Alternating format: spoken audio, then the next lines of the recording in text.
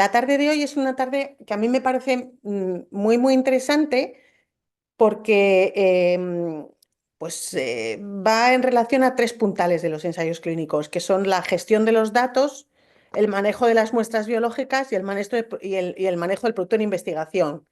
Em, Ninguno de ellos es el primero o el segundo o el tercero, está así porque, bueno, este era el orden que le venía bien a los ponentes, pero sin ninguno de estos tres es difícil que se puedan hacer ensayos clínicos y están muy regularizados desde el punto de vista de legislación, pero también desde el punto de vista metodológico y ético. Y hoy tenemos tres ponentes de excepción. Y vamos a empezar por la gestión de datos, pero bueno, vamos a cambiar y empezamos por el manejo de gestión de muestras biológicas en los ensayos clínicos. Y la ponente encargada es la doctora Beatriz Alonso, que ya ha estado con vosotros en días previos. Ya sabéis que es médico farmacólogo clínico, o médico especialista en farmacología clínica, que trabaja en el servicio de farmacología clínica del Hospital Marqués de Valdecilla, especialmente en la unidad de ensayos clínicos. Y bueno, yo creo que tiene experiencia más que de sobra para hablarnos de la gestión de muestras, porque es uno de los cometidos que llevamos a cabo en la unidad, ¿vale? Yo creo que sin más, Bea, pasamos a por ello, ¿vale? Muchas gracias. Vale. Muchas gracias a Blanca por la presentación y bueno, se lo dije al doctor Peralta el otro día, pero por supuesto pues muy agradecida de que volváis a contar conmigo un año más en este curso. Como os comentaba la doctora Sánchez, lo primero de lo que vamos a hablar hoy es acerca del manejo de muestras biológicas en ensayos clínicos. Esta es una de las tareas, una de tantas tareas que llevamos a cabo en la unidad de ensayos clínicos, donde llevamos a cabo la ejecución de los ensayos y un tema pues desconocido para muchos de los investigadores y bueno, y muy interesante, por lo menos desde mi punto de vista, ¿vale? Muchas cosas que contar y muy poco tiempo, como la otra vez, entonces, bueno, pues vamos a intentar hacer un recorrido acerca de la gestión de muestras lo más ilustrativo posible y lo más rápido. En primer lugar, hablaremos de una pequeña introducción sobre las muestras biológicas, después ya entraremos sobre la normativa, porque como dice Blanca, absolutamente todo lo que se encarga de la ejecución de ensayos clínicos, como sabéis, está perfectamente regularizado y existe una normativa y una legalidad que tenemos que seguir. Y después ya entraremos en la parte más práctica, en la cual vamos a hablar acerca de cuál es el circuito que siguen las muestras biológicas dentro de una unidad de ensayos clínicos. Y al final, pues como siempre, unas conclusiones para que nos quedemos con 4 ideas fundamentales. Para empezar, lo primero, yo creo que siempre es situarnos en qué punto nos encontramos, ¿no? O sea, dentro del proceso del ensayo clínico, que los ponentes os han ido contando a lo largo de todo este curso, pues las distintas etapas de un ensayo clínico está formado pues, por diferentes fases, ¿no? La gestión de las muestras biológicas correspondería a la tercera fase, digamos, a la ejecución del ensayo clínico propiamente dicha. En la unidad de ensayos clínicos llevamos a cabo las actividades propias del ensayo clínico, ¿vale? ¿Y qué es una muestra biológica? Pues existen dos definiciones de muestra biológica que nos encontramos en la normativa, que las dos van a hacer hincapié en uno de los cada uno en un aspecto distinto que es importante cuando hablamos de muestras biológicas. La primera aparece en el Real Decreto 65/2006 en su artículo 2 y define las muestras biológicas como cualquier material que sea humano o de otra procedencia o cualquier otra sustancia que sea o no patógena y que se destine al diagnóstico o investigación en seres humanos, incluyendo las sustancias infecciosas, ¿vale? Aquí nos transmite lo primero que tenemos que tener en cuenta cuando manejamos muestras biológicas y es que esas muestras que estamos tratando pueden ser infecciosas y por tanto pueden producir cierto daño, cierto perjuicio en el resto de las personas y tendríamos que tomar una serie de medidas al respecto. Y en segundo lugar, la segunda definición es la que nos da la Ley de Investigación Biomédica, la Ley 14/2007 en su artículo 3, que define a las muestras biológicas como cualquier material biológico de origen humano que es susceptible de conservación y que puede albergar información sobre la dotación genética característica de una persona, ¿vale? Dos principales conceptos. En primer lugar, que puede tener una dotación genética que, por tanto, pues pertenece a una persona y tenemos que tener en cuenta ciertos aspectos legales. Y, por otro lado, que esas muestras pueden ser infecciosas y que por tanto pueden poner en peligro a otra persona y tendríamos que tener en cuenta cómo tratarlas. Como os digo, una muestra biológica puede ser potencialmente infecciosa, puede dañar a las personas que llevamos a cabo su gestión y su manejo y por tanto se tienen que tratar como sustancias peligrosas. Las sustancias peligrosas, pues como es obvio, pero bueno, hay que conocer la definición, son sustancias que pueden poner en riesgo la salud, la seguridad, la propiedad o el medio ambiente. Y esto, como os digo, voy a ser muy pesada al respecto, siempre lo tenemos que tener en cuenta cuando gestionemos muestras biológicas. ¿Y qué tipo de sustancias peligrosas son las muestras biológicas? Pues todas estas, las sustancias peligrosas se pueden clasificar en 9 distintas clases, dependiendo, pues, dependiendo del tipo que sean, dependiendo de su naturaleza. Como veis, entre las sustancias peligrosas, pues tenemos explosivos, gases, líquidos inflamables, radiactivos, corrosivos. Las muestras biológicas corresponderían a las sustancias peligrosas de clase 6, que son aquellas que son tóxicas y que son infecciosas, es decir, que su peligro radica en su toxicidad o el daño que pueden producir a un tercero porque pueden ser infecciosas. Dentro de esta clase 6, las muestras biológicas van a pertenecer a la clase 6.2, que son aquellas sustancias peligrosas que lo son porque contienen determinados patógenos y dependiendo de su peligrosidad, pues va a haber una serie de categorías, de subcategorías, dependiendo si son infecciosas para el ser humano, para animales, para desechos clínicos o para muestras de diagnóstico. ¿Por qué os comento esto? Pues porque saber el tipo de sustancia peligrosa que estamos manejando y sobre todo en el caso de las muestras biológicas va a ser sobre todo importante cuando hablemos del transporte en el circuito de las muestras. Además, según su categoría, las sustancias de clase 6.2 se pueden definir por en dos diferentes grupos. Las de categoría A, que son aquellas que pueden causar una incapacidad permanente, potencialmente mortal o incluso mortal, y las de categoría B, pues que son todas aquellas que no cumplen los suficientes criterios para incluirlos en la categoría A, ¿vale? Como os digo, esto va a ser importante cuando hablemos del transporte de las muestras. Y además, para el transporte de las muestras tenemos que tener en cuenta que en los ensayos clínicos utilizaremos un material que luego os comentaré, que es el hielo seco, que es otro tipo de sustancia peligrosa, que en este caso pertenece a la clase 9, en la cual pues aparecen, es como un cajón desastre en el que aparecen pues, sustancias peligrosas diversas que no se clasifican en ninguna de las otras tipos anteriores, ¿vale? Y aquí empezamos con lo importante de esta presentación, que es el circuito de las muestras, de las muestras biológicas en una unidad de ensayos clínicos. Lo que os quiero mostrar es pues, el viaje, digamos, el recorrido que van a tener esas muestras biológicas desde su extracción hasta que salen de la unidad de ensayos clínicos y sobre todo pues, para los investigadores que muchas veces desconocéis qué es lo que le ocurre al paciente en el momento que nos dejáis al paciente después de que hayáis hecho la visita médica.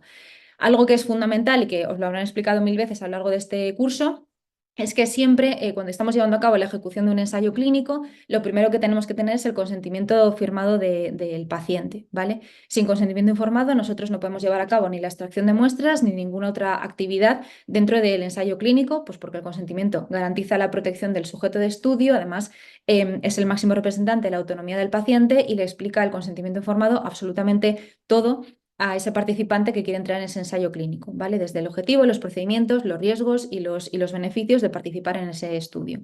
Una vez que tenemos el consentimiento informado, entonces al participante podemos llevarle a cabo las distintas actividades dentro del ensayo clínico y entre ellas la obtención de las muestras biológicas.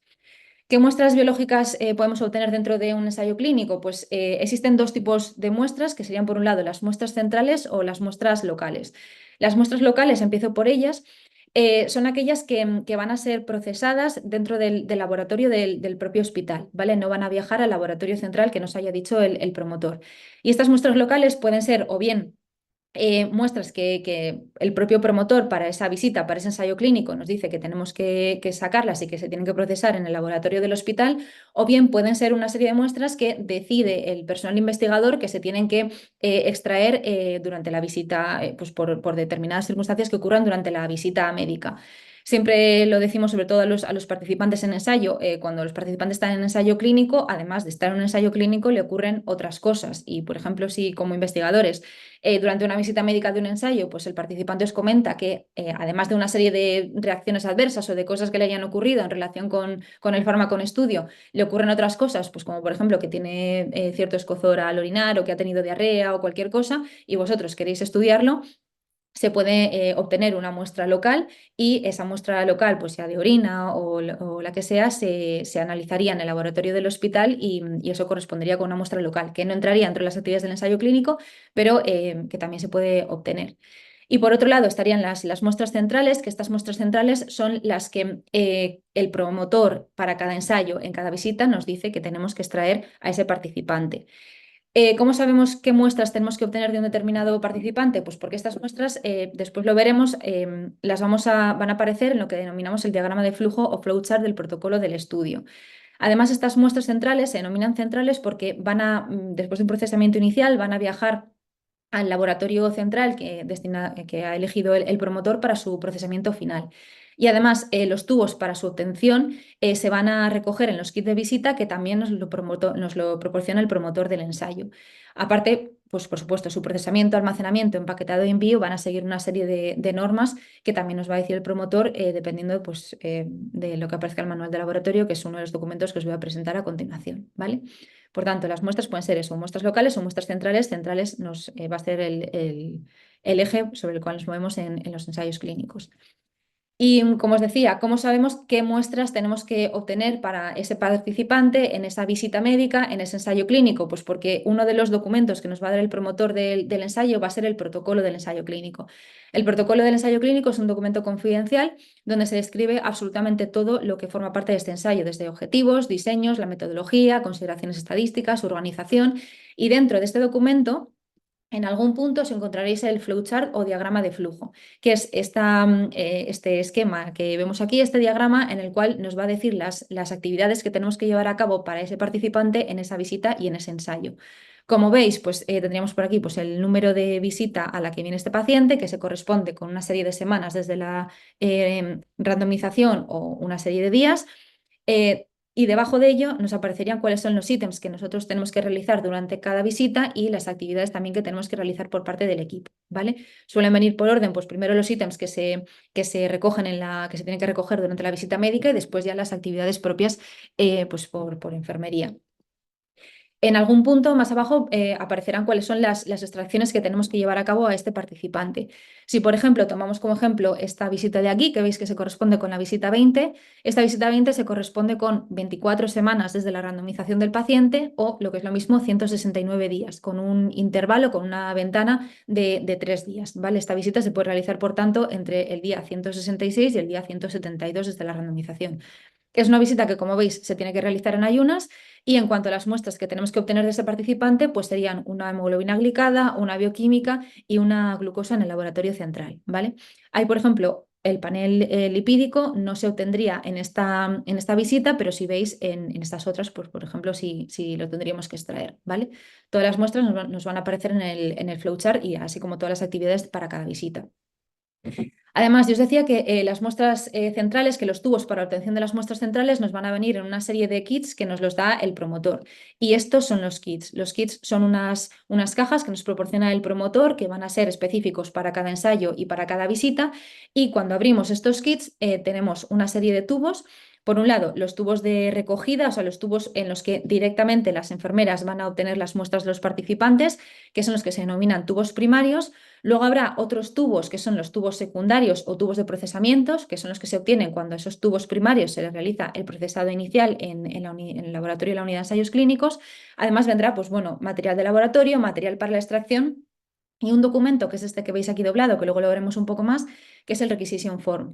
Este es un documento que va dentro de cada kit y bueno, pues que resume el número de muestras que hay que recoger, tiene también la identificación del participante junto con esos tubos, el procesamiento que tiene ese tubo de recogida, pero de una forma muy, muy esquemática y también la temperatura a la que tienen que almacenarse y enviarse las muestras. ¿Qué tipo de tubos, como os digo, podemos encontrar dentro de los kits? Pues los tubos primarios, que son los tubos de extracción que van a utilizar las enfermeras para poder extraer las muestras, y los tubos de procesamiento, que son estos tubos secundarios, ¿vale? Que se obtienen pues, del procesamiento inicial que se lleva a cabo de los tubos primarios en el laboratorio. ¿En qué tipo de muestras se pueden obtener? Pues mayoritariamente, sobre todo sangre y orina, pero luego dependiendo del ensayo clínico que tengamos, pues se pueden obtener muestras de heces, de médula ósea, de esputo, PCRs de COVID, líquido cefalorraquídeo, bueno, pues todas las muestras que se nos diga dependiendo del ensayo clínico en el que estemos. Algo que es importante y que siempre os comento es que los tubos primarios y los secundarios, como veis, tienen aquí un espacio, aquí pone Patient ID y un espacio en el que nosotros tenemos que identificar esta muestra, esta sangre o esta orina que vaya dentro de este tubo. ¿Cuál es el número que nosotros tenemos que poner, o qué es lo que tenemos que poner aquí? Pues la identificación de los participantes dentro de un ensayo clínico nos la va a dar el propio ensayo. Es decir, Nosotros, pues el participante Pepito Pérez no va a ser Pepito Pérez para el ensayo clínico, para el promotor, sino que sus datos van a ir codificados en un número que va a estar formado por dos partes. En primer lugar, el número que nosotros tengamos como centro para ese ensayo clínico y seguido del número de paciente. Por ejemplo, si nosotros para un ensayo clínico somos el centro 805 y tenemos al primer participante, pues ese participante quedará registrado en IURS, en el sistema de registro del ensayo, como el 805001, y ese será el número que tendrá Pepito Pérez de identificación en este ensayo clínico y el que tendremos que poner tanto en las hojas en las cuales nosotros llevamos a cabo las actividades del ensayo clínico como en los tubos, ¿vale? Para así, de esta forma, pues proteger la confidencialidad de los participantes y que en el laboratorio central, por parte del promotor, pues no puedan saber cuál es el nombre y los apellidos de la persona a la que le pertenece esta muestra, ¿vale? Sino que cada persona pues va a ir identificada con un número. Y como os decía, dentro de los kits también va a aparecer un documento que es el Requisition Form, que es este documento que tenéis aquí. Este documento está dentro de cada kit y en él, como os digo, pues van a aparecer una serie de datos pues acerca del número y tipo de tubos que tienen que ser enviados al laboratorio central para su análisis final. Este documento está formado por 3 hojas, que es un documento autocopiativo. Si nosotros levantamos esta parte, nos encontraríamos la segunda hoja y si levantamos esta, la tercera. Las 3 hojas suelen ser de colores diferentes, suele ser pues, una blanca, otra amarilla y otra rosa, de tal forma que cada una de estas hojas va a viajar con distintos tipos de muestra. Me explico. Por ejemplo, las hojas blancas generalmente cuando se envían, suelen enviarse con las muestras que van en ambiente. Las amarillas cuando van con las muestras que son congeladas. Y las rosas nos solemos quedar en el centro para tener cierta trazabilidad acerca de cuáles son las muestras que se han obtenido en cada una de las visitas del participante en ese ensayo. También para seguir con esto que hemos comentado de mantener la confidencialidad de las muestras y de mantener la confidencialidad de las muestras y además que los tubos no viajen solos, sino que vayan identificados. Además de que cada tubo tiene que ir identificado, dentro de este Requisition Form también se nos va a pedir otra vez la identificación con el número de sujeto del participante.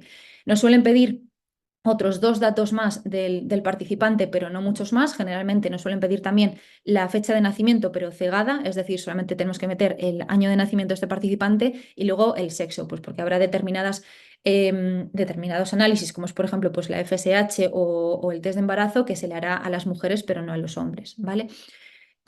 Nos suele pedir esto casi todos los documentos, los requisition forms. Alguno te puede pedir determinadas características, pues como es, por ejemplo, si el sujeto está en ayunas o alguna cosa más, pero suelen ser datos, pues eso, muy generales que no van a permitir al laboratorio central saber que esas muestras pertenecen a una persona con nombre y apellidos. Además, también tenemos que rellenar una serie de datos de cuándo ha sido la extracción, ponemos la fecha y la hora a la que se ha llevado a cabo la extracción y después unos datos de contacto del centro, poniendo el nombre y el número de teléfono para que si existe algún problema con esas muestras, pues que ellos puedan identificarlo y puedan ponerse en contacto con nosotros, ¿vale? Una vez que se ha llevado a cabo la extracción de las muestras, se va a llevar a cabo un primer procesamiento, que es un procesamiento inicial que se lleva a cabo en el laboratorio de la unidad de ensayos clínicos. ¿Y cómo se tiene que llevar a cabo este procesamiento? Pues el promotor también nos va a dar, junto con el protocolo, otro documento que es el manual de laboratorio.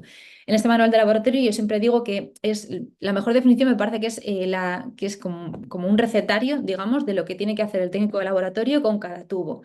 Si vosotros veis por aquí, aunque está muy pequeño, nos aparece aquí que, por ejemplo, para llevar a cabo este test, que es la coagulación que se saca en estas visitas, se tiene que recolectar este tubo. Sobre este tubo, que es el tubo primario, se realizarán todos estos pasos de tal forma que este tubo primario se convertirá en este tubo secundario que viajará, pues en este caso, a temperatura congelada al laboratorio central, ¿vale? Y así, pues si veis, con cada tubo. Habrá algunos tubos primarios que sí se procesarán y se enviarán convertidos en tubos secundarios o tubo de procesamiento al laboratorio central. Habrá otros que directamente el tubo primario se centrifugue y se envíe al laboratorio central, lo que nos marca el promotor en el manual de laboratorio. Y después de ese primer procesamiento inicial se tiene que llevar a cabo el empaquetado de las muestras. Y volvemos a lo que hemos dicho antes, y es que las muestras biológicas son sustancias peligrosas, como os dije antes, de clase 6.2 y que pueden ser de tipo A o de tipo B. Y por ello es importante, porque al ser sustancias peligrosas tienen que ir muy bien protegidas, de tal forma que cuando se lleva a cabo su transporte, si esa muestra sufre cualquier daño, pues tenga, digamos, suficientes capas alrededor para que el material que hay en su interior, que puede ser infeccioso, no salga al exterior y no infecte a otra persona. Las sustancias peligrosas de categoría A y B tienen que viajar dentro de 3 recipientes, ¿vale? Este sería el primer recipiente, el recipiente primario, que es el que está en el interior, justo en contacto con la muestra, como veis aquí con el tubo. Suele estar formado, bueno, contiene lo que os digo, la muestra clínica que está debidamente etiquetada junto con un material absorbente que su función es básicamente pues, intentar retener todo el líquido que tiene el tubo en el caso de que se produzca una ruptura del mismo, ¿vale? Este recipiente primario iría dentro de un embalaje secundario, que es un embalaje, este es el más común que solemos utilizar, es un embalaje que está formado pues, por una bolsa de un plástico bastante duro, que es a prueba de filtraciones, que se cierra, si levantáis esta parte de aquí, pues aquí hay un adhesivo que lo cierra completamente y que de esta forma pues, permite que no se pueda abrir. Es, como os digo, irrompible, hermético y además también a su vez puede ir envuelto en un material absorbente. Todo lo que vamos a ir poniendo alrededor, como os digo, pues son embalajes para proteger la muestra y sobre todo que si se produce un golpe y se rompe, la persona que lo esté transportando pues no sufra ningún problema. Si veis aquí, no se ve muy bien por la foto, pero tiene aquí como un pequeño sobre. Y en este sobre iría el requisition form, cada una de las hojas que hemos dicho, o sea, la hoja blanca o la hoja amarilla, dependiendo de las muestras que tengan en su interior, para que estas muestras estén correctamente identificadas, no estén solamente identificadas con el ID del paciente de la pegatina del tubo, sino que además pues, tengan el requisition form pues, de ese ensayo, ¿no?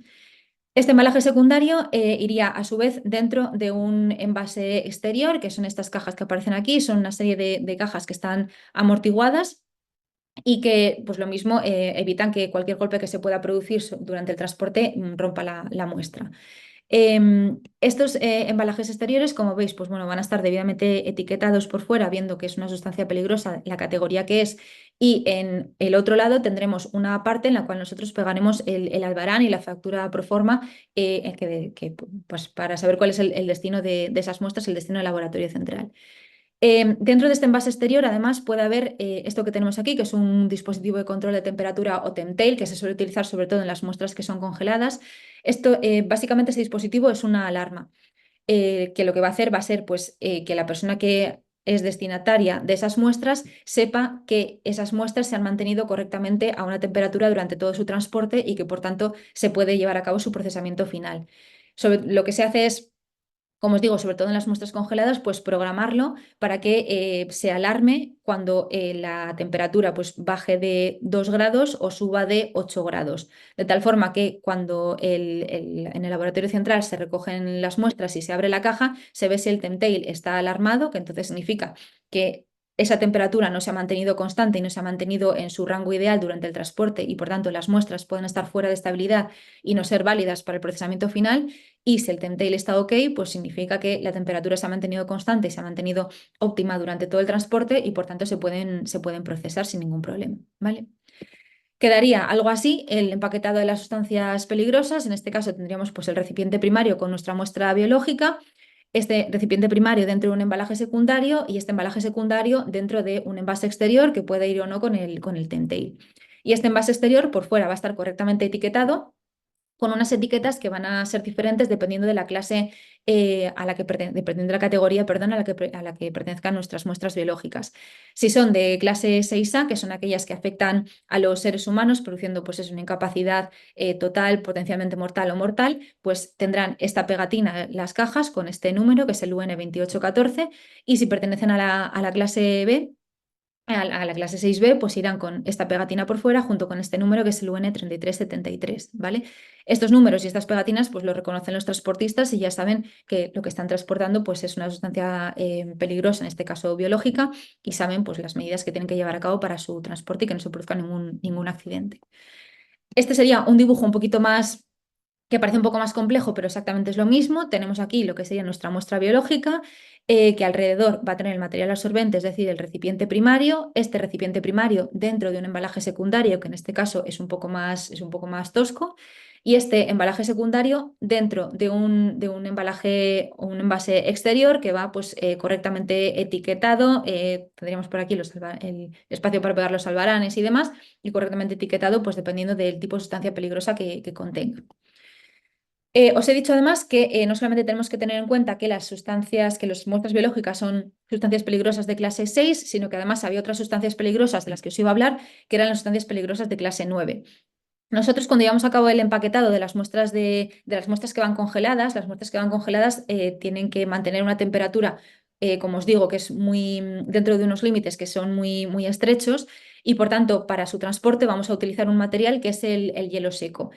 El hielo seco, aunque no se ve, es esto que aparece aquí, es un material que utilizamos, pues eso, como os digo, para mantener la temperatura de las muestras congeladas dentro de unos límites que son bastante estrechos y que así puedan llegar correctamente al laboratorio central. Cuando utilizamos el hielo seco, que es un tipo de sustancia peligrosa, en este caso de clase 9, el hielo seco produce muchísimo dióxido de carbono, o sea, sí, muchísimo gas carbónico.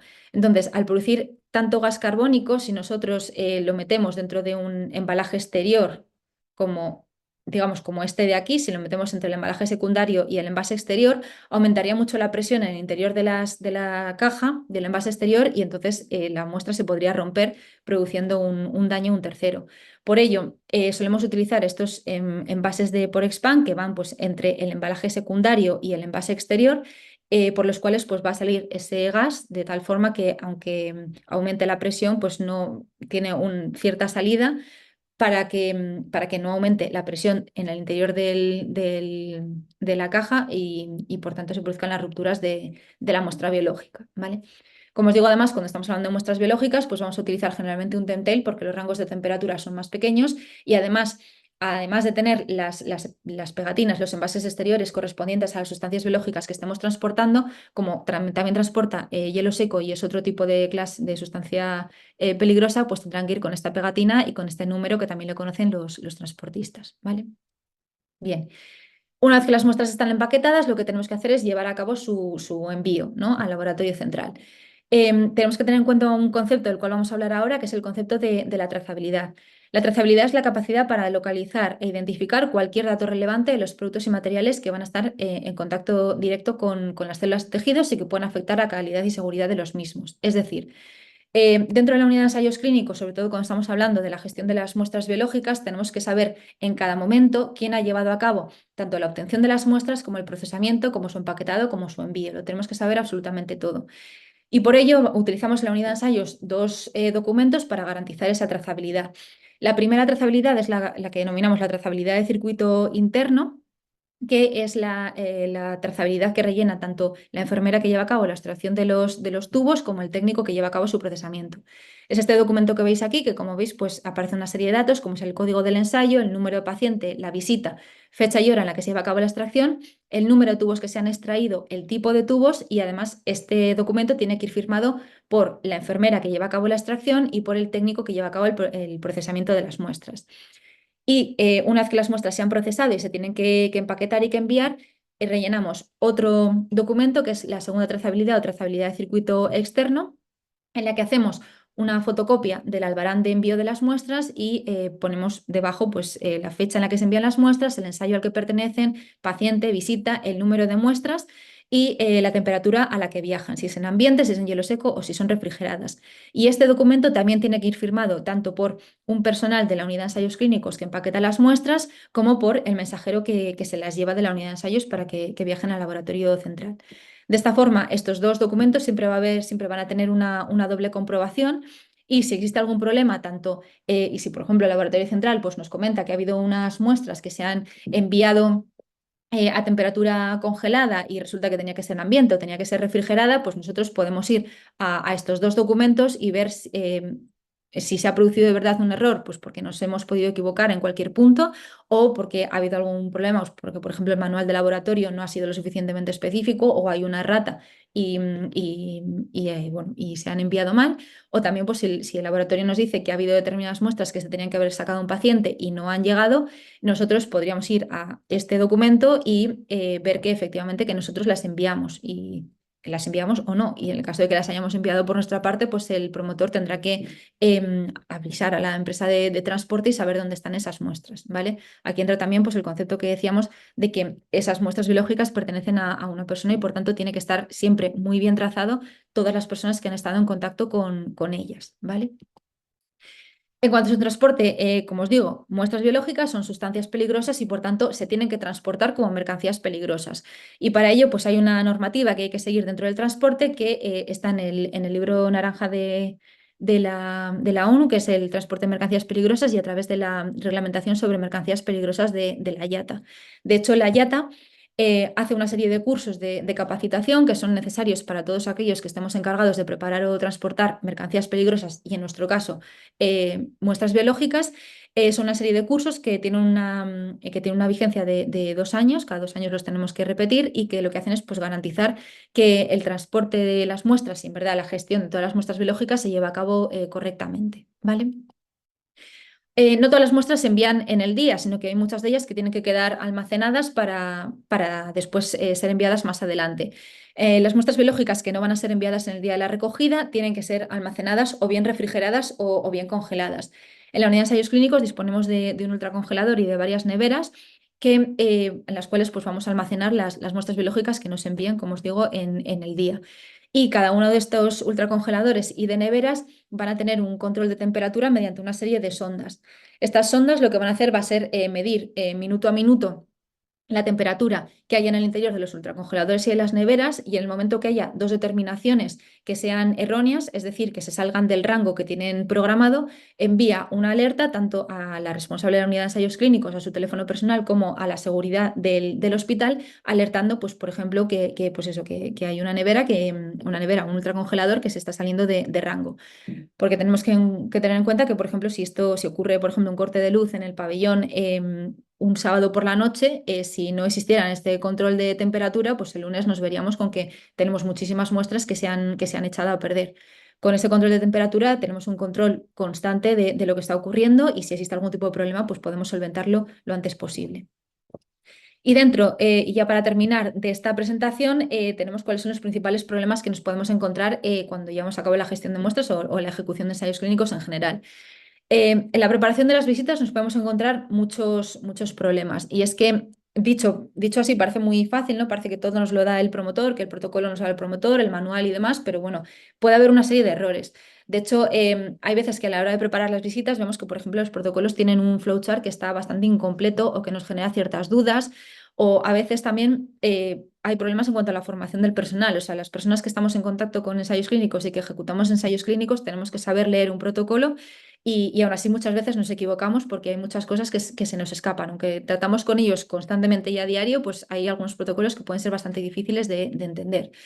En cuanto a la preparación de las visitas, también que los kits de visita que no tengamos, por ejemplo, kits para esa determinada visita. Para ello, pues bueno, en la unidad de ensayos tenemos un control de inventario que lo lleva a cabo enfermería y que pues controla que tenemos suficientes kits para cada visita para cada paciente. Y en el caso de que exista una falta de kits, pues hará una petición al promotor para que nos envíen más. También puede ocurrir que los propios kits de visita pues vengan incompletos, que falten tubos o que sobren o que no vengan bien especificados. Bueno, pues distintos problemas que tenemos en el día a día. Y por último, como os digo, estoy muy pesado durante la presentación, pero nunca lo seré lo suficiente. Las muestras biológicas son sustancias peligrosas, nos pueden poner en peligro porque pueden ser infecciosas. Cada vez que estemos con muestras biológicas tenemos que tomar todas las medidas de seguridad que tengamos a nuestra disposición. Desde luego, el uso de guantes, por supuesto, pero también pues, utilizar gafas de protección, utilizar calzas si lo necesitamos, utilizar batas, utilizar todo lo que tengamos a nuestra disposición para intentar evitar que exista un accidente biológico. Y en el caso de que ocurra, la unidad de ensayos clínicos está está adscrita al servicio de farmacología clínica y está dentro del hospital. El hospital tiene un protocolo específico para cuando ocurre un accidente biológico. Como último, ya para terminar, bueno, pues la gestión de muestras biológicas es un paso que es muy fundamental en la ejecución de un ensayo clínico, es una de tantísimas cosas que hacemos en la unidad de ensayos todos los días. Lo de siempre, bueno, ninguna de las actividades del ensayo clínico podemos llevarla a cabo si el participante, por supuesto, no ha firmado el consentimiento informado. Estas muestras biológicas son sustancias peligrosas y durante todos los pasos del procesamiento pues hay que seguir una serie de normas. Además, todo el personal tiene que estar que esté encargado de la gestión de muestras tiene que obtener un certificado de capacitación que es renovable cada 2 años y, por supuesto, el tema de la trazabilidad. O sea, es indispensable que al tratarse de muestras biológicas sepamos quién ha estado en contacto con esas muestras biológicas en cada punto del circuito, ¿vale? Y con esto termino. No sé si he sido muy rápida, yo creo que es más o menos igual me he excedido un poquitillo, pero bueno. Muchas gracias, Bea. No hay ninguna pregunta por el momento. A mí sí que me gustaría preguntarte, cómo hemos empezado la exposición y cómo tú has terminado la tuya, ¿no? Yo creo que el manejo de las muestras dentro del ensayo clínico también es una actividad que está muy estructurada, ¿no? En el caso de nuestra unidad de ensayos clínicos hay un procedimiento normalizado de trabajo para la Ujú. gestión de estas muestras, desde la extracción a la cabecera, ¿no? Hasta que obtenemos el resultado. Es un círculo trazado perfecto que empieza eso, con la extracción y que no concluye hasta que no tenemos los resultados y que amerita un procedimiento normalizado de trabajo. Y es complejo y este mismo procedimiento normalizado de trabajo que tiene sus puntos calientes también va conectado a indicadores de calidad, ¿no? Que nos Ujú. permiten ir midiendo, como tú sabes muy bien, e ir generando nuevos indicadores, ¿no?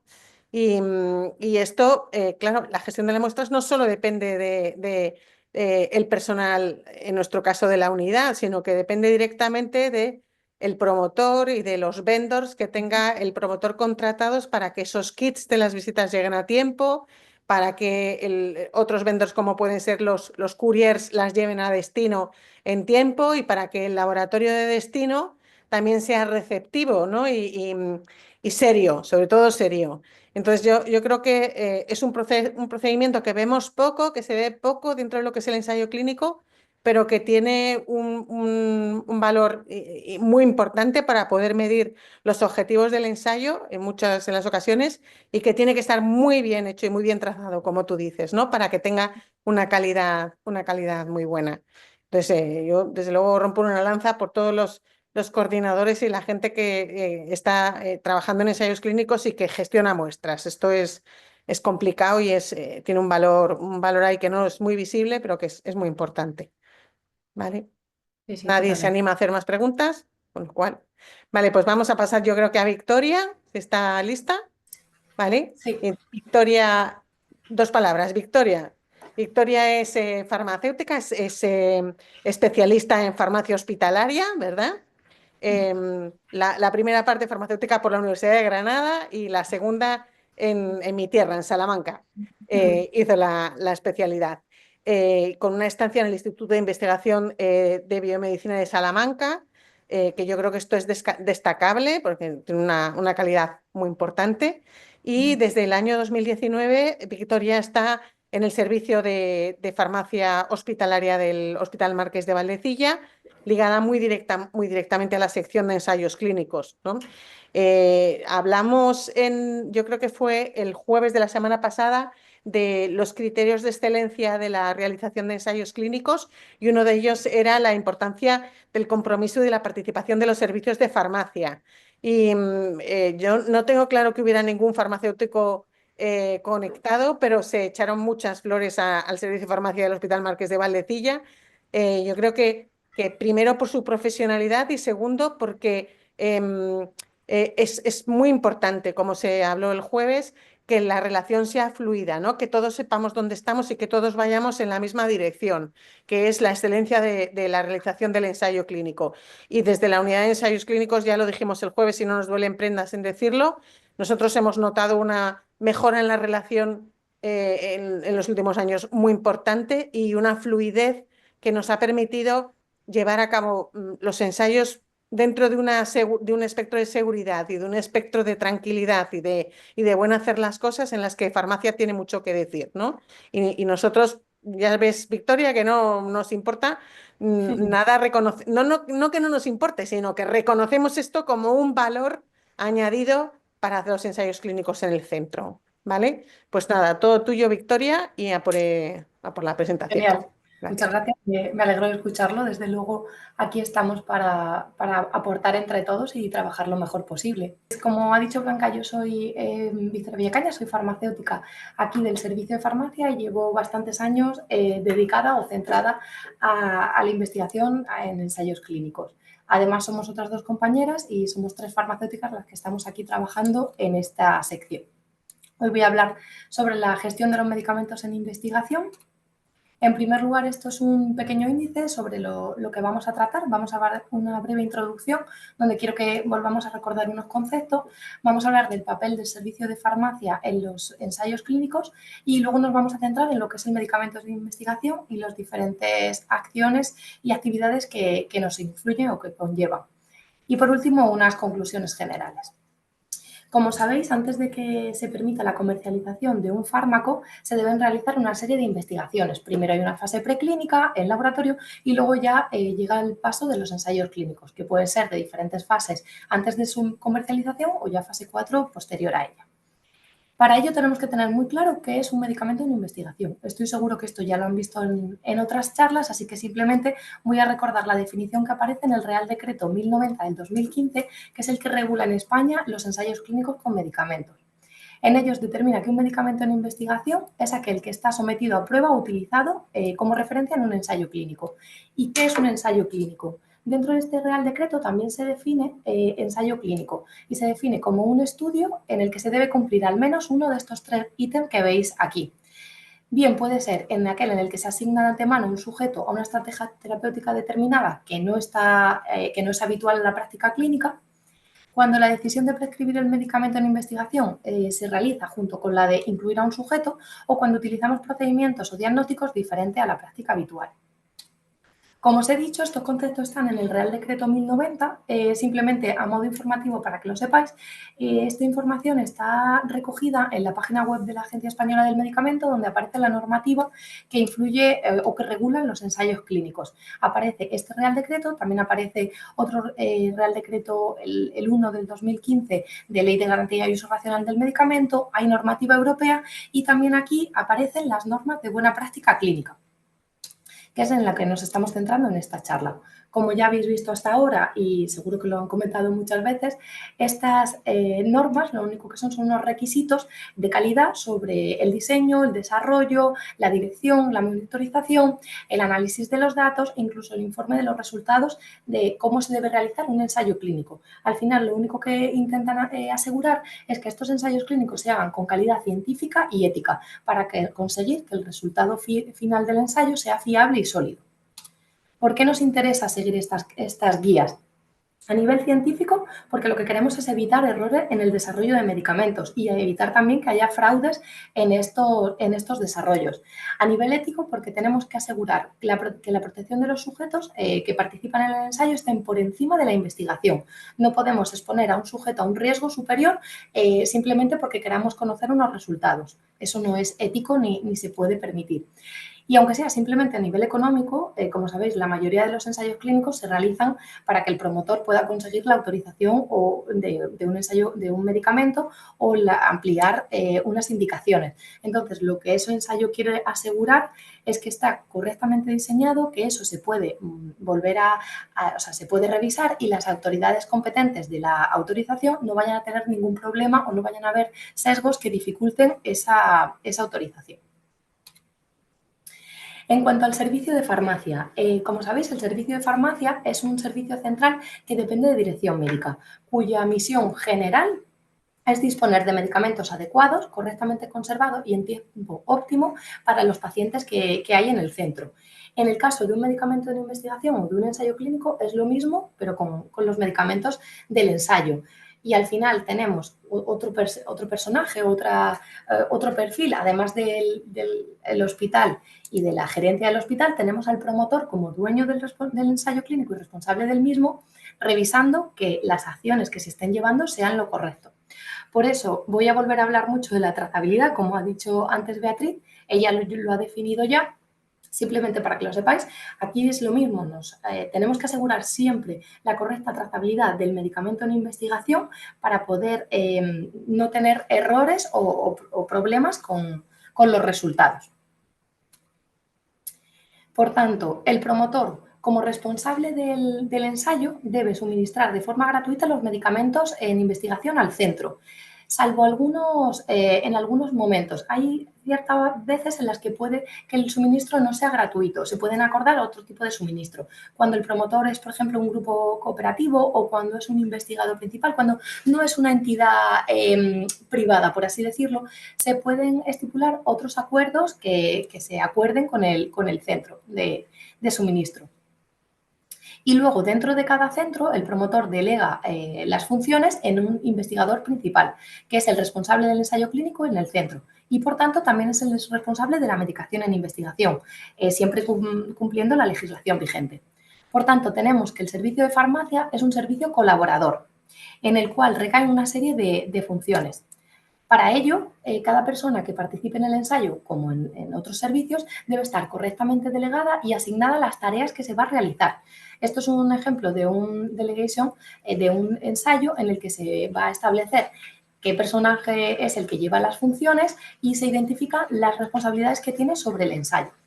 Y es delegado por el investigador principal como responsable del investigador en el centro. Por tanto, para realizar este control de la medicación en investigación en el servicio de farmacia, necesitamos una serie de recursos. En primer lugar, recursos personales. Necesitamos facultativos especialistas, en este caso somos farmacéuticos hospitalarios, pero también necesitamos mucho personal auxiliar, administrativos, técnicos, celadores. Como vais a ver ahora después, el medicamento de investigación sufre muchos pasos y se va moviendo por el centro.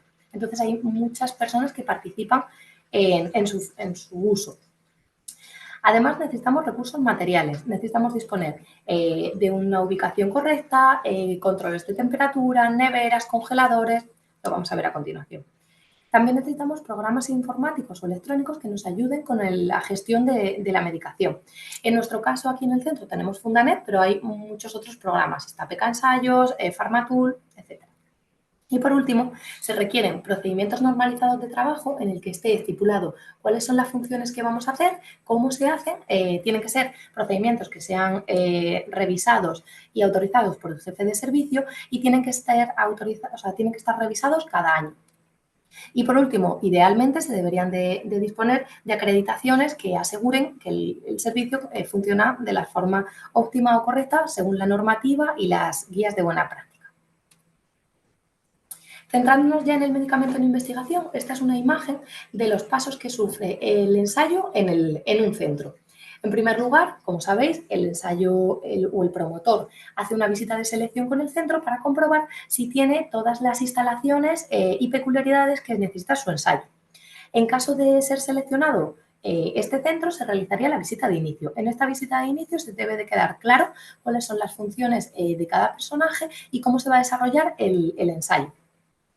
Y después aparece ya el desarrollo del ensayo. Aquí nos diferenciamos en las muestras que hemos visto con Beatriz y en los pacientes. En muestras se diferencian las muestras de investigación y otro tipo de muestras extraídas a los pacientes.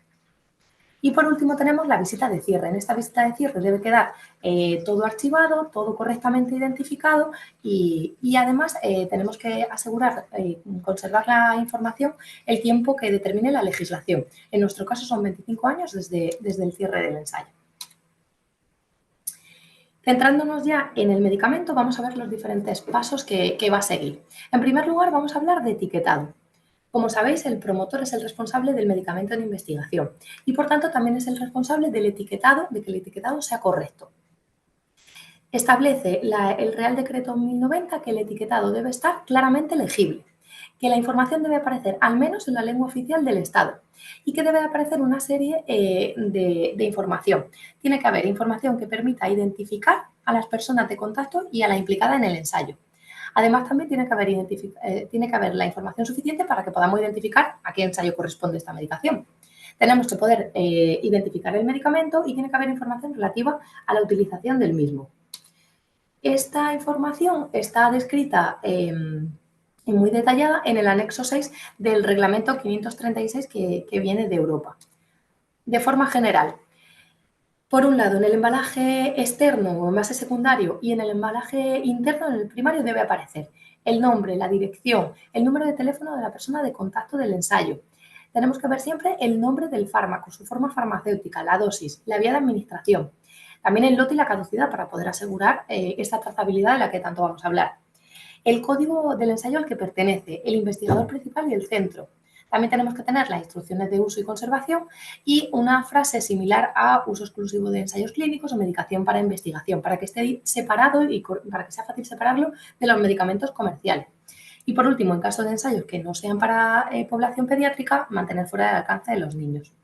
Sí que este reglamento establece que cuando el envase primario es muy pequeño, tiene que haber al menos esta información, la que aparece a la derecha. El nombre de persona de contacto del ensayo, el nombre del fármaco, la vía y la dosis, lote y caducidad y la identificación tanto del ensayo clínico como del sujeto. ¿Qué pasa cuando nos llega una medicación al hospital? Los medicamentos de ensayo clínico tienen que entrar al hospital por la misma vía que los medicamentos comerciales, por el servicio de farmacia.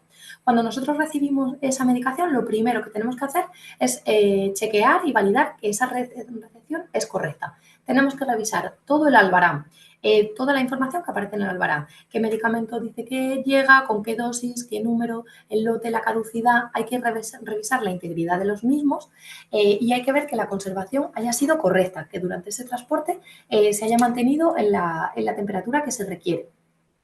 Si todo es correcto, pasamos al siguiente paso. En caso de que haya algún problema, es cuando ponemos la medicación en cuarentena. Después hablaremos de qué pasa con ese tipo de medicación. ¿Que la medicación nos ha llegado correctamente? Pasamos a confirmar al promotor la recepción del mismo. Puede ser por las vías que hayamos estipulado en la visita de inicio, por IVRS, o sea, por sistemas web, por email, por correo postal, etc. Y después tenemos que realizar el registro en nuestros documentos internos, que pueden ser bien documentos físicos, un registro en papel o bien registros en sistemas electrónicos. Como os he dicho, nosotros aquí en el hospital tenemos Fundanet, que es uno de los programas que permite el control o ayuda en la gestión de medicación. Por ejemplo, este es un ejemplo de cómo se vería la pantalla de Fundanet en un ensayo ficticio en el que, como veis, en verde aparecen las entradas donde se ve la fecha, el medicamento que es, el lote, la cantidad, el tipo de movimiento, en este caso estamos hablando de entrada, la caducidad del mismo y el responsable. Una vez que tenemos la medicación en el centro, tenemos que asegurar ubicarla en las condiciones que requiere. Los ensayos clínicos deben estar separados del resto de la medicación comercial para evitar los errores. Además, se tienen que almacenar en las condiciones que se requieran. Pueden ser medicamentos que se pueden almacenar a temperatura ambiente, entre 15 y 25 grados, incluso hay medicamentos que permiten entre 15 y 30, o pueden ser medicamentos termolábiles que tengan que mantenerse en nevera entre 2 y 8 grados o en congelador, en diferentes rangos. En los últimos años, además, se han desarrollado una serie de almacenes semiautomatizados, como por ejemplo los Pixis, como la foto que veis abajo a la derecha, en la que se ve el almacén que se ayuda de sistemas de lectura con códigos de barra o QR que permite utilizar al máximo el espacio que tenemos porque junta mucho más la medicación, pero se ayuda de que es un sistema electrónico, informático, que nos dice dónde está cada medicación de cada ensayo. Independientemente de que tengamos sistemas automatizados o sistemas habituales, sin programas informáticos, lo que sí que tenemos que tener es control de temperatura. Igual que ha hablado Beatriz para las muestras, para los medicamentos de investigación es esencial. También se pasa para los medicamentos comerciales, pero en este caso nos vamos a centrar en esto.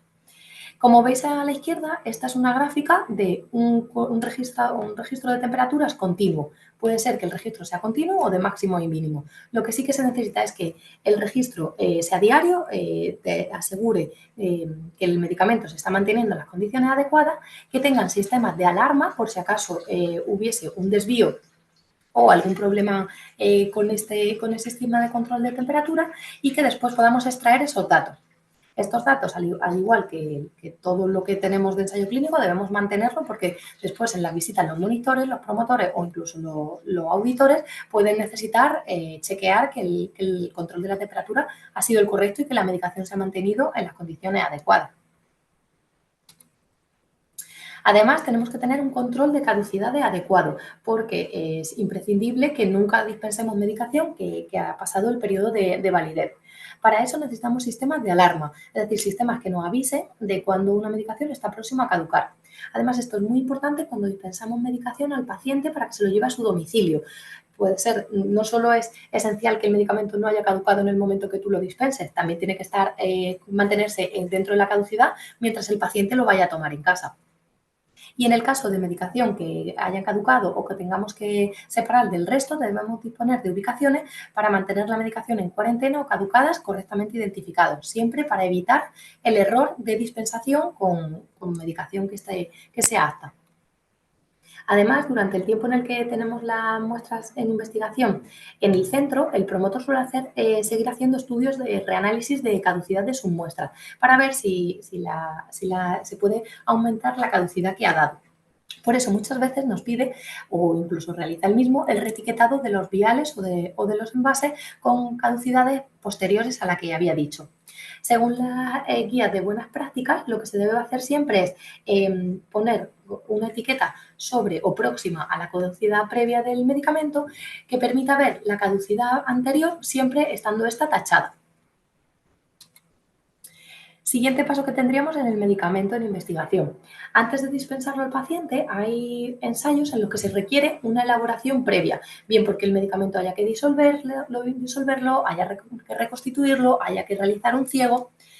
Según esto, antes de elaborarlo o manipularlo, necesitamos en primer lugar una prescripción médica, que puede ser por el investigador principal o por un colaborador, en el que aparezca el paciente correctamente identificado, el ensayo al que pertenece, el medicamento que se está prescribiendo, las dosis y que nosotros podamos revisarlo. Esta prescripción puede ser en papel o informática. Nosotros en el centro, por ejemplo, disponemos de la prescripción electrónica con PEA, que nos permite extraer estos datos y sacar, por ejemplo, como veis aquí a la derecha, una copia de un ciudadano ficticio de un ensayo. Una vez que tengamos la prescripción hecha, nosotros realizamos la validación farmacéutica, es decir, chequeamos que se están siguiendo todos los puntos que requiere el promotor, que el paciente es adecuado para recibir el tratamiento, que el protocolo está correctamente prescrito, que las dosis son adecuadas, o sea, que no hay ninguna variación con el protocolo, y si todo es correcto, lo que hacemos es imprimir una orden médica para que en las visitas de los monitores ellos puedan trazar que la dispensación se ha hecho correctamente, y además imprimimos unas etiquetas para los técnicos de farmacia para que lo elaboren. Antes de la elaboración debemos disponer de guías y manuales que proporciona el propio promotor. Normalmente lo que hacemos es adaptar estas guías a los documentos o los PNTs generales del servicio para facilitarlo, porque suelen ser guías que están muchas veces en inglés, que son bastante liosos, que tienen muchas veces más información de la que se requiere para elaborarlo y lo adaptamos a los protocolos del centro, siempre siguiendo la guía de buenas prácticas clínicas. En el caso de la elaboración de fármacos, lo que tenemos es una guía de buenas prácticas de preparación de medicamentos en el Servicio de Farmacia Hospitalaria que escribió el Ministerio de Sanidad. Se han revisado en 2024 y esto lo único que nos da es una serie de normas de cómo debemos trabajar para asegurar que lo hacemos de forma correcta. Habla del personal, habla de las instalaciones, habla del material, de los procedimientos, etc. Con todo ello, el técnico de farmacia elabora el fármaco y una vez que lo ha elaborado siguiendo las recomendaciones o la guía del promotor, debe de identificarlo. Al igual que la muestra en investigación, esta muestra también tiene que estar correctamente identificada. Debe aparecer el fármaco que es, debe aparecer que es un medicamento en ensayo clínico. Por ejemplo, aquí a la derecha veis un ejemplo de un etopósido de ensayo clínico en el que está identificado como medicación en investigación. Y en el caso de ciertos ensayos, por ejemplo, los ensayos doble ciego, en los que farmacia no es ciego, pero el resto de participantes sí, tanto los pacientes como los investigadores, puede ser que este sea el punto en el que tengamos que hacer el ciego de la preparación para que nadie pueda desvelarlo y, por tanto, no haya sesgos. Esto puede ser ciegos sencillos, como simplemente poner en el nombre etopósido o placebo, o podemos tener que cegar la bolsa, el sistema, para que no se vea diferencia de coloración entre placebo o fármaco, etc. Después tenemos la dispensación.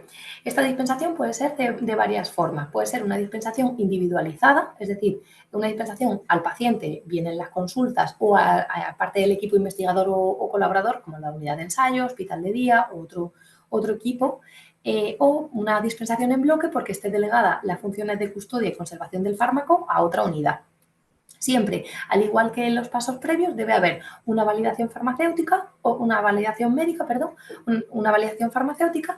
Debemos chequear toda la información y después dejarlo registrado y archivado. Bien, puede ser en papel o con formas electrónicas, porque lo que tenemos que asegurar es que durante todo el proceso en el que el medicamento está con nosotros es fácil de trazar, tanto para alguien interno, o sea, que participe en el ensayo, como para un auditor si en caso de que tuviera que venir o que viniese en el futuro. Porque, como hemos dicho antes, como la información tiene que estar tanto tiempo almacenada, tenemos que asegurar que nunca vamos a tener dudas de en qué momento y qué pasos ha tenido cada medicamento en investigación. Y por último, tenemos la devolución o destrucción de las muestras. Podemos tener devolución, bien, porque un paciente se haya llevado medicación a casa y haya estado en tratamiento con ese medicamento y cuando haya terminado el ciclo, terminado el ensayo o en la siguiente visita médica nos devuelva la medicación que le sobraba o que tiene empezada. Esto es muy importante que lo haga porque con ello vamos a calcular la adherencia del paciente al fármaco y, por tanto, podemos ver si el tratamiento lo está cumpliendo correctamente y no hay problemas con los resultados o no hay un sesgo por esa mala adherencia. Podemos también tener devoluciones porque haya medicación sobrante. Una vez que se haya cerrado el ensayo, puede ser que haya medicamentos que no hayamos utilizado y que tengamos que devolverlos al promotor. O puede ser que haya medicación caducada o que haya sufrido un desvío de temperatura o que tengamos que devolverla al promotor. Como hemos dicho hasta ahora, todas las acciones que vaya a sufrir ese medicamento en investigación debe estar correctamente trazada, debemos mantenerlo en nuestros archivos electrónicos o en papel. Esto, por ejemplo, es un ejemplo de cómo se ve la aplicación de Fundanet con una devolución de medicación de un paciente. Simplemente es para que tengáis el ejemplo. Y por último también tenemos la destrucción. El servicio de farmacia desecha de forma diaria el resto de medicación en investigación de los fármacos que elaboramos, al igual que fármacos comerciales, y se hace según el plan de gestión de residuos del centro. Se estipula, puede haber diferencias según el tipo de material que sea, un citostático o no citostático, y al igual que los anteriores, siempre tiene que quedar correctamente trazado y correctamente registrado. Para poder realizar la destrucción, nosotros necesitamos procedimientos normalizados de trabajo que expliquen cómo se hace esa destrucción. Nunca destruir sin la autorización del promotor o del monitor como persona de contacto y registrar tanto para el promotor como en nuestros documentos esa destrucción. También puede ser que la destrucción la haga el promotor. Al final lo que hacemos entonces es una devolución al promotor y él es el que realiza la destrucción. Y al igual que los pasos anteriores, siempre tenemos que dejar registrado la devolución que se ha hecho para que no tengamos duda de dónde está esa medicación. Como veis, esto es un ejemplo a la izquierda aparece cómo es un certificado de destrucción de los que hacemos nosotros aquí en el centro para un ensayo en el que tiene que aparecer las muestras que se destruyen, la cantidad, el lote, el kit, o sea, la caducidad, todo, y tiene que estar correctamente firmado por el monitor o el promotor y por uno de los farmacéuticos responsables. Y aquí a la derecha es para que veáis como ejemplo cómo es uno de los documentos de devolución por los promotores. Al final, la información es la misma. Tenemos que asegurar poder identificar cuáles son las muestras en investigación, o sea, los medicamentos en investigación que estamos devolviendo o destruyendo. Pues simplemente como conclusión, lo que hemos estado hablando hasta ahora. La gestión del medicamento es un punto crítico en los ensayos clínicos y las guías de buena práctica clínica lo que nos están permitiendo es asegurar que estamos trabajando de forma óptima para evitar tener problemas y garantizar siempre la calidad, la trazabilidad y el uso correcto del medicamento para evitar que los resultados se vean dañados por un mal funcionamiento interno. Pues hasta aquí mi charla, no sé si tenéis alguna duda, lo vemos ahora, si no, este es mi correo electrónico por si acaso necesitáis algo. Muchísimas gracias, Victoria. Súper Nada. claro y muy didáctico. No sé si hay alguna pregunta para Victoria. Espero no haber corrido mucho, que yo hablo muy rápido. No, pero ha estado muy claro, está fenomenal. Si no, estaré conectada hasta el final de la ponencia, o sea que si luego hay ronda de preguntas no hay problema. Yo creo que ha quedado clarísimo esta tarde, ¿no? Como la gestión de la medicación y como la gestión de las muestras son dos temas importantísimos dentro del ensayo clínico y que se tratan con igual seriedad que cualquiera de las facetas del ensayo clínico, ¿no? Y rigurosidad, y que además dan muchísimo trabajo. si se quieren hacer bien, ¿no? Y que además están, como nos dijo ayer Lisette, permanentemente auditadas e Sí. inspeccionadas, ¿no? Y, Ujú. bueno, es indudable la experiencia que vosotros tenéis, que además, no sé si lo has dicho, no, yo creo que no me he perdido nada de la charla, pero que además estáis certificados por ISO, ¿no? Sí, Estáis no lo he certificados dicho, por pero ISO. sí. Una Eso de es, las cosas que establece es que haya certificación y en nuestro caso sí tenemos la certificación ISO. eso es, ¿no? Y con lo cual es una más a añadir a toda la actividad de revisión de vuestra actividad, ¿no? No Mm. solamente la ISO, o sea, que pasa las auditorías internas del centro y las auditorías externas por la certificadora, sino además las auditorías de promotor y las inspecciones, ¿no? de la agencia a través de la inspección de la comunidad. Con lo cual es una actividad que está tremendamente vigilada, ¿no? Mm. Para que no haya problemas y no haya desvíos. Pues nada, yo creo que no hay más preguntas. Daros las gracias a las dos, a Beatriz y a ti, Victoria. Y bueno, hasta la próxima, ¿no? Muchas gracias. Muy bien, Sí, muchas gracias. Gracias. gracias. Hasta Gracias. luego.